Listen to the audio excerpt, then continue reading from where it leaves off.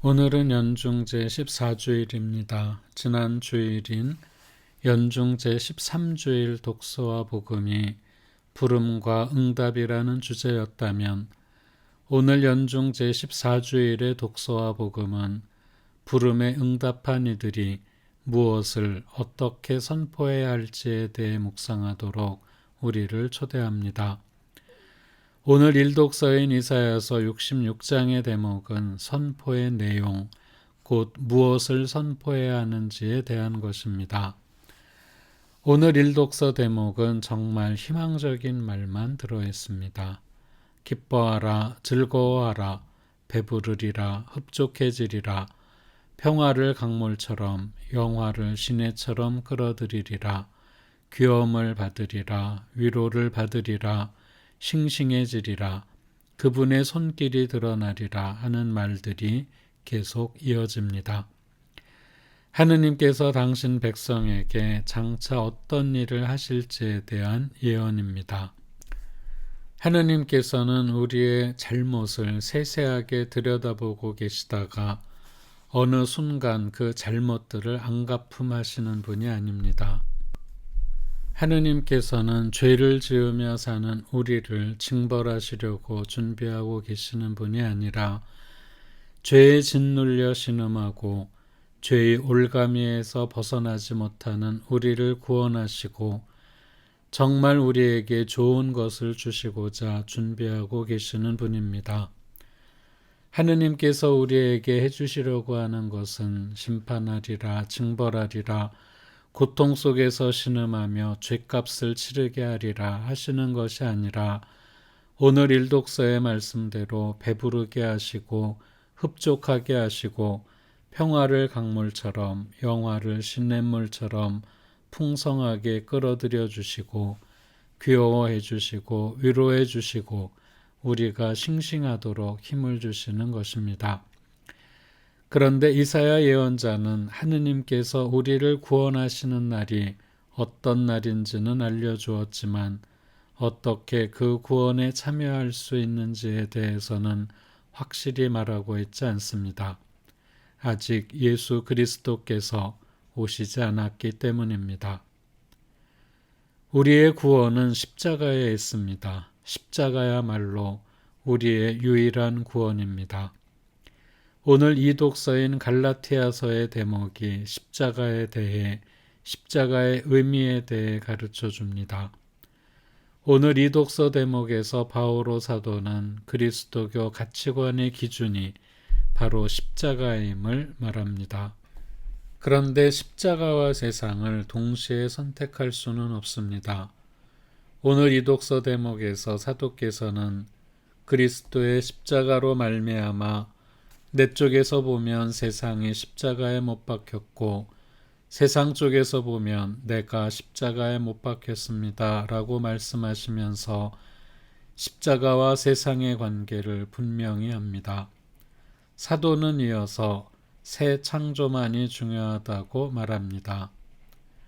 여기에서 창조란 피조물과 같은 뜻이라고 합니다. 따라서 새 창조란 세례성사로 새롭게 창조된 우리 자신을 뜻합니다.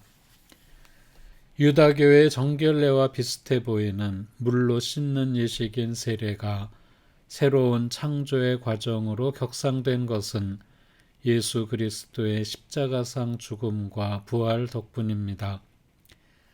예수 그리스도의 십자가 죽음과 부활로서 세례성사는 새로운 파스카, 새로운 계약의 백성을 탄생시켰습니다. 십자가는 이러한 커다란 구원 사건의 한가운데 있습니다.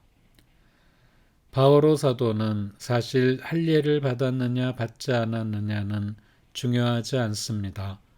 새 창조만이 중요할 따름입니다 하고 말합니다. 바오로 사도 시대에 세례받은 유다인들조차도 다른 유다인들의 비난이나 그들과의 충돌이 두려워 이방인 출신 그리스도인들에게도 할례를 받으라고 요구하는 일이 있었다고 합니다.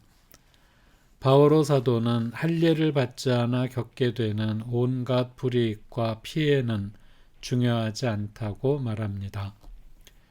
그리스도인들은 그리스도의 십자가로 거듭나 새로운 창조를 통해 새로운 피조물이 되었기 때문입니다. 그리스도인들에게 십자가는 세상을 이기는 유일한 도구입니다.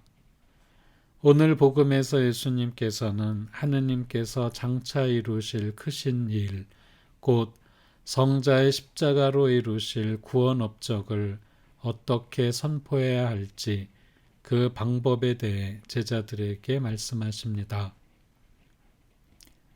예수님께서는 먼저 제자들을 보내시며 나는 이제 양들을 이리떼 가운데로 보내는 것처럼 너희를 보낸다 하고 말씀하십니다.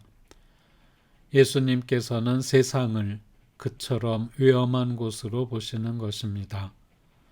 세상이 위험한 것은 세상이 하느님을 모르기 때문입니다. 더 나아가 세상이 단순히 하느님을 모르는 데 그치는 것이 아니라 하느님과 하느님의 가르침을 외면하고 조롱하고 심지어 박해하기도 합니다.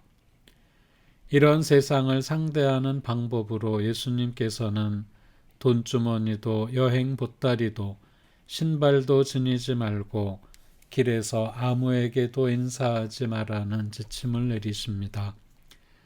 물질이나 사람에게 의지하지 말라는 뜻입니다. 물질적인 방법을 사용하거나 권력을 이용하여 복음을 전하려 해서는 안 된다는 뜻입니다. 세상은 힘의 논리를 따르지만 복음을 선포하는 사람, 십자가를 선포하는 사람이 세상의 방법을 따라서는 안 된다는 말씀일 것입니다. 이렇게 힘에 의지하지 말고 만나는 누구에게나 먼저 평화를 빌어주라고 예수님께서는 말씀하십니다. 어떤 집에 들어가거든 먼저 이 집에 평화를 빕니다 하고 말하여라. 그 집에 평화를 받을 사람이 있으면 너희의 평화가 그 사람 위에 머무르고 그렇지 않으면 너희에게 되돌아올 것이다 라고 말씀하십니다. 평화를 받고 못 받고는 상대방에게 달려 있습니다. 그 상대방이 평화를 받을 마음이 있다면 평화가 그에게 내리고 평화를 받을 만하지 않은 사람이라면 그 평화는 평화를 빌어준 사람에게 되돌아갑니다. 따라서 평화를 빌어주는 사람은 손해를 보지 않습니다. 또 예수님께서는 이 집 저 집으로 옮겨 다니지 마라 하고 말씀하십니다. 한 군데 뿌리를 내려야지 더 좋은 곳, 더 편한 곳을 찾아다니지 말라는 말씀입니다.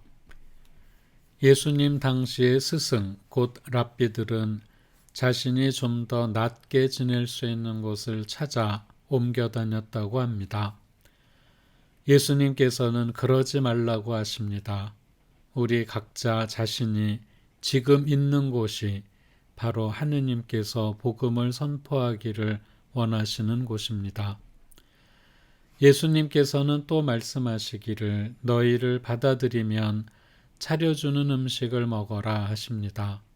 어떻게 들으면 대접을 받으라는 말씀처럼 들립니다.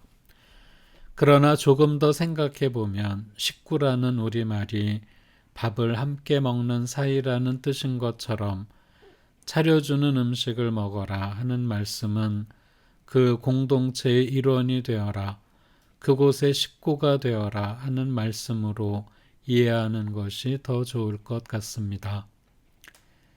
이렇게 자리를 찾고 나서 해야 할 일은 두 가지입니다. 병자들을 고쳐주며 하느님의 나라가 여러분에게 가까이 왔습니다 하고 말하는 것입니다. 병자들을 고쳐준다는 것은 치유와 화해를 뜻합니다. 복음 선포자가 불화의 원인이 되는 것이 아니라 치유와 화해의 봉사자가 되어야 한다는 뜻입니다.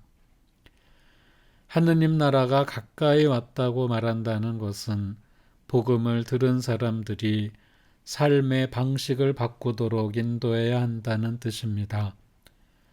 우리가 세상의 방식대로 살면서 하느님 나라에 들어갈 수는 없습니다.